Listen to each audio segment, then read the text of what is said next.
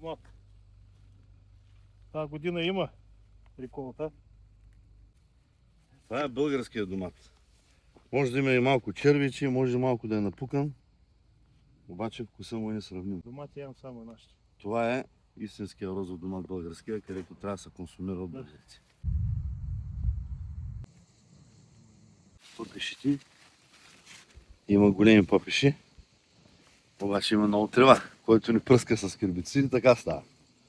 Не може да ги намерим от тревата. Виж, Господа си гледа тревата ми пъпеше. С него не можем да се надминаваме. Да. Това Да. има и малки пъпещи, вързване, виж. Малки има и големи. Вече почнаме да късаме по някой пъпеш, по някой диня. И така едно по едно излиза продукция хубава качество. Очите се плашат, ама ръцете правят. Това е истината. Его домата.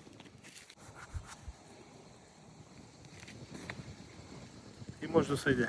Поред това, че температурите не са като в оранжериите, не са постоянни, голяма разлика има между нощната температура и дневната. Краставиците не стават такива криви, обаче много са вкусни.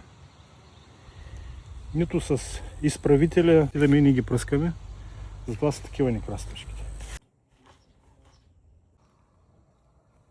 Експериментално имаме 3 реда кампи. По-хубаво върви тази, малко по-лошо. Около това всичкият пипер, един основен сорт слоново ухо. Става за печени, за замразяване. Много го обичат, много го търсят този пипер тук. Имам за лютиница, става за всичко.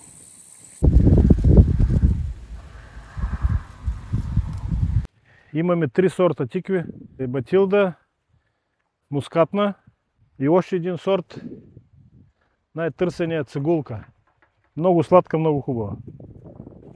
Това е цигулката, една от най-сладките тикви в България. Още са зелени, на есен ще станат много хубави. 30 декари тикви. Това е всичко тиква. Не е трева, тиква. Пътладжан. Това е почна. Почнахме да го берем. Такива пътладжани много са вкусни. Ще има много пътладжан. За лютеница. Дай да си го опечеш. Заповядайте, брат обзор, на градината на обзор, за пресните лечуци, отглеждани от нас. Винаги добри дошли.